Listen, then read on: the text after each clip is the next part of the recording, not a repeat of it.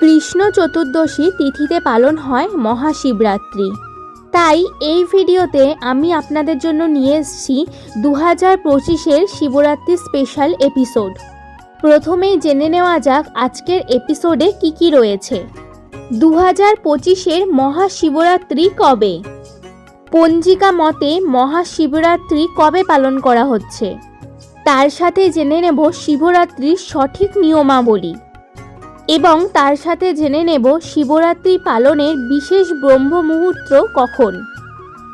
ঠিক তার সাথে জেনে নেব শিবরাত্রির 4 প্রহরের সঠিক সময়সূচি এবং ব্রতের সঠিক নিয়ম এবং উপকরণ।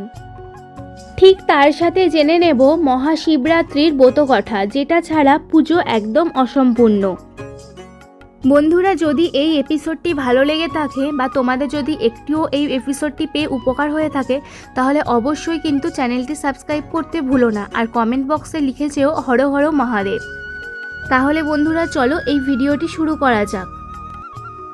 কৃষ্ণ চতুর্দশীর মহাতিথিতে পালিত হয় মহাশিবরাত্রি। দেবাদিদেব মহাদেবের আরাধনার সর্বোচ্চ শ্রেষ্ঠ দিন হচ্ছে এই আমাদের মহাশিবরাত্রি। ভক্তি ভরে সঠিক নিয়মে পুজো করলে বাবা সমস্ত মনোবাঞ্ছা পূর্ণ করে ভক্তদের।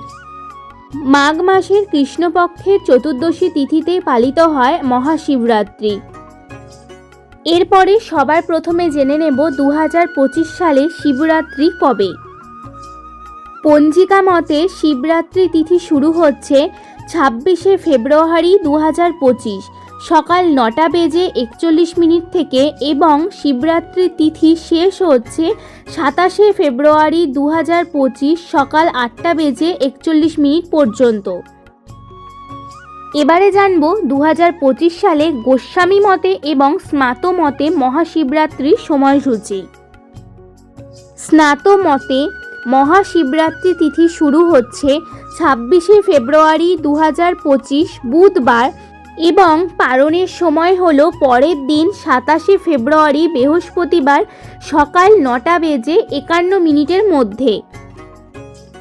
এরপরে বন্ধুরা আমরা জেনে নেব গোস্বামী মতে মহাশিবরাত্রি তিথি কখন শুরু হচ্ছে। গোস্বামী মতে মহাশিবরাত্রি তিথি শুরু হচ্ছে 27শে ফেব্রুয়ারি 2025 বৃহস্পতিবার এবং সমাপ্ত হবে পরের দিন শুক্রবার।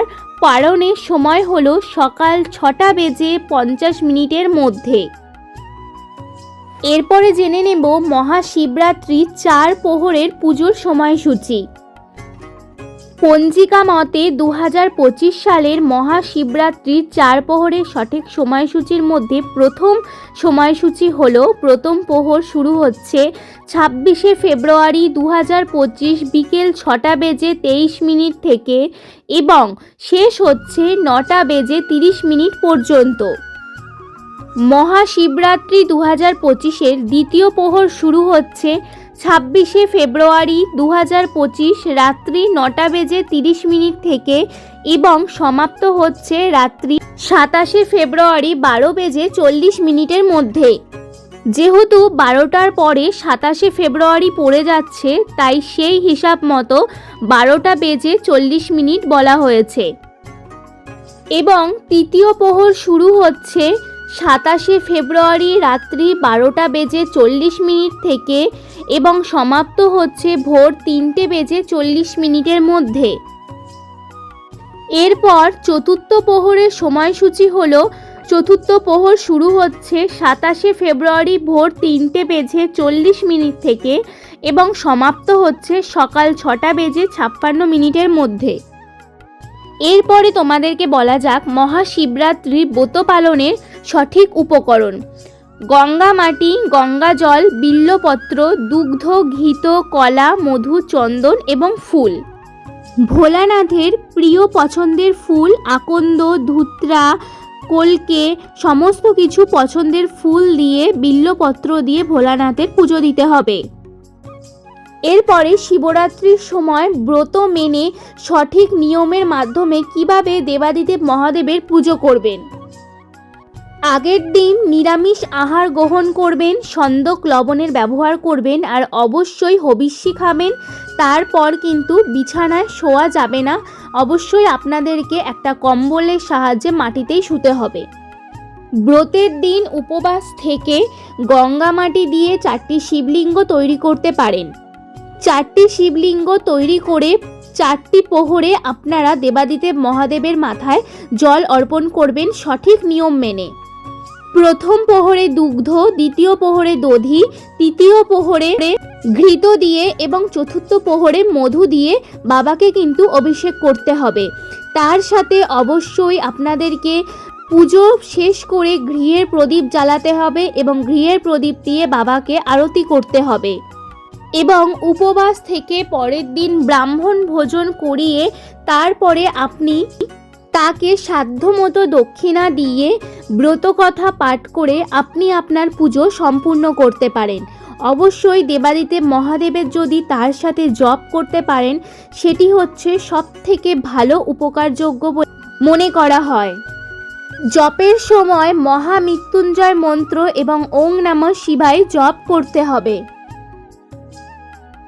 এরপর জেনে নেব মহাশিবরাত্রির দিন ব্রত করলে কী ফল লাভ পাওয়া যায়।